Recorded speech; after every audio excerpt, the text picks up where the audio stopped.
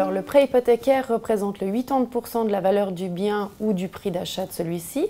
Donc, la différence représente les 20% qui sont les fonds propres. À ces fonds propres, il faut rajouter les frais de mutation, qui sont des impôts communaux, cantonaux, la TVA, les frais de réquisition au registre foncier et les frais et honoraires du notaire. Dans le canton de Vaud, par exemple, ces frais représentent 5% du prix de vente du bien immobilier et ils ne peuvent pas être financés par le biais du deuxième pilier. Dès le 1er juillet 2012, la FINMA exige 10% de fonds propres qui doivent être versés cash, donc sous un autre biais que les fonds provenant de la caisse de pension. Ceci représente donc 15% du prix d'achat hors caisse de pension.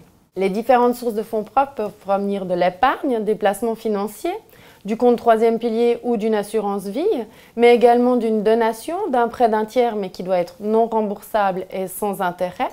Si on est propriétaire d'un terrain à bâtir, ça peut être aussi considéré comme des fonds propres et également des travaux propres dans le cadre d'une rénovation ou d'une construction et bien évidemment les fonds propres qui proviennent de la caisse de pension. Ceux-ci peuvent être soit nantis, soit retirés.